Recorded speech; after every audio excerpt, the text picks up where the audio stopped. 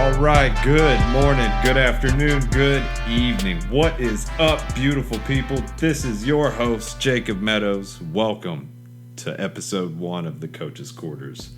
This is our pilot episode. This is my passion project, formerly the Mr. Showtime from the Mean Gene Show and the Pixar N Pod. Shout out to Mr. Gene and Mr. Jeff for putting me on this platform. This is my passion project. We were previously in Vegas with the Virgin contract and this, that, and the other. I was a sports gambling podcaster previously with stints on sports shows every here and there. I have decided to open my own show, and we will not be covering primarily gambling, unfortunately, for anybody that may listen for that specifically. We're definitely going to hit on it. It is a big part of what I enjoy doing. It's a big part of what I enjoy talking to, but it will not be the primary focus of this show. We are a primarily NFL content show. We will cover baseball. We will cover MMA, boxing, most combat sports, to be honest, with baseball and a dabble of basketball here and there. But primarily, we will be NFL football. And college. We'll be football focused with a Houston-centric highlight. I guess the spotlight will be on Houston sports, any Houston sports, and then mostly NFL football beyond that. I know I keep contradicting that, but that is the plan so far. So without any further ado, with this being the pilot episode and everything, I want to give a list of shout outs out to people who have put me on and kind of steered me in the correct direction before we just jump off here. I would like to formally thank Gene Thompson, Mr. Gene, Mr. Mean Gene, for giving me my spot here. I never would have gotten into podcasting or anything of the like without him putting me on his show and allowing me to really flesh out my sports knowledge on a more public platform, I would say. Massive shout out to Mr. Pix, Mr. Jeff Lambert. Thank you so much for everything that you did for me, letting me co-host your show with you out of Vegas. Thank you. Thank you so much. Thank you to my family. But big shout out to Chris Scout, my editor. You can find him at CHRXS Scout on all social media platforms. He does all of the editing for us here at the Coach's Quarters. Shows, music, anything of that nature. Chris is our guy. Next up is Gene Thompson Jr. Mr. Gene's son is who did all of my graphic designing and did all of the hard manual labor for my logo and what ended up being my entire digital brand. So massive shout out to him. You can find him on Instagram at _GT Illustrated _. You can find him on Facebook under Gene Thompson Jr. Or you can find his portfolio online at thompsongraphics.myportfolio.com. Lastly, and this should be the last big shout out, is going to be to my buddy Tyler, who just launched his own barbecue catering services in Colorado Springs, Colorado.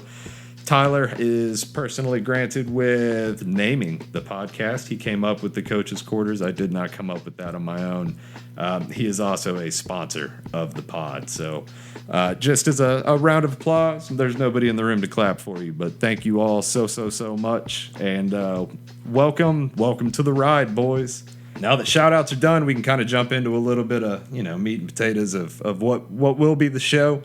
We're not going to have a whole lot of content on the first episode. This is mostly just to put my voice back out on the radio and kind of get us kicked off as we start breaking down a little bit of information moving forward.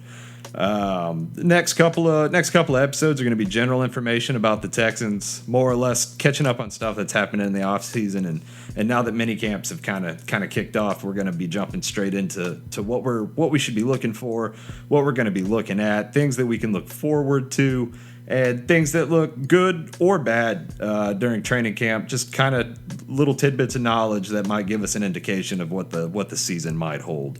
Right, so from my personal perspective, I am optimistic about the Texans this season. I do have money on the Texans this season. I have $100 on them winning at least 8 games, regardless of who is at quarterback. There is more optimism surrounding the Houston Texans right now since there has, since what, 2013, it was the Matt Shaw, Arian Foster, Andre Johnson years that people were this optimistic about the Houston Texans, and that is fantastic. I'm here for it, man. I cheer for them every year, year in and year out. I get made fun of. I lost a lot of money gambling on them. It is just, that is the nature of the beast of the Houston Texans. But I personally believe that this year we will start to turn it around. We're not gonna win 14 games, right? We're not the Chiefs. We're not gonna win 14 games, but we are gonna see more development this season and probably more heart from the players than we have in a long, long time. And that starts with the hiring of our brand new head coach, Mr. DeMeco Ryans, whom we are very excited to have back in Houston. DeMeco is one of my favorite players as a Houston Texan. If you follow my personal collection account on Instagram with my card collection, I have a DeMeco Ryans up now. But DeMeco means a lot to what I would assume to be the entire city of Houston. But he has immediately come in, and the entire culture around the building seems to have changed. The players seem bought into everything that he's doing. The offseason acquisitions were good. The rookie pickups were good. We traded the farm to get Will Anderson, but I loved Will Anderson. I love that Miko went for somebody from Alabama with the same chops that he had. I love everything that we have done so far. You see things like Laramie Tunsil coming out saying everything in the building is different. It's a cloud of positivity coming from the players. Everybody's in love with CJ Stroud, which is fantastic. Could be smoke. Probably not, though. Not everything has to be a lie, right? We can choose to be optimistic about it. We have an improved receiving core. We have an improved offensive line. We were able to grab Shaq Mason. We were able to lock down Titus Howard. We were able to lock down Laramie Tunsil. Our offensive line is going to be vastly improved from what we've had to deal with in the past, right? Our defensive line is improved. Our secondary has another year under their belt. Our receiving core, we got John Mechie back. We picked up Tank Dell. It looks on paper and through pure potential, however you want to take that, one way or another, there is cause for us to be excited, right? We don't have a whole lot to work with so far. Many camps did just kick off. We don't have anything, not a whole lot pre-pets, right? CJ Stroud doesn't look to be running with the number ones, just clear cut across the board, but I like that. There's no sense to rush that. There's good reason to have CJ Stroud sitting back. I mean, we have Case Keenum on the team now. Case Keenum's led Houston before. We have Davis Mills, who's led Houston the last couple of years. There's enough experience in the quarterback room for CJ Stroud to be able to get a handle on things like what to actually look for at practice, what to actually pay attention to in the film room in terms of the NFL game versus the college game, right? However, everything that we're seeing out of training camp regarding CJ Stroud, regarding the Houston Texans in general, I know I've already said it and I'm not trying to be contradictory or not trying to, beat a dead horse here, but the drills have looked crisp. Everything that's been released out of camp, everything that's been released out of stuff that's pre-camp, everything looks crisp. Everything looks good. The team looks like they like each other, which makes a difference. It just seems like the entire attitude, the entire culture in the room, every player, every administrator, every staff member, every coach, it just seems that there is a renewed sense of optimism spreading throughout the Houston Texans organization. And I tell you what, buddy, I am here for it. This is what we have been waiting for. That's just a little nightcap, right? Just a little bit to add up here for the inaugural episode. We will be deep diving into more of the nitty gritty of that information, right? Actually digging out points that can justify what I just said. We'll be doing that on future episodes. This one is about to come to an end. Like I said, this is the introductory. If you like the show, please subscribe to Podbean, where we are located.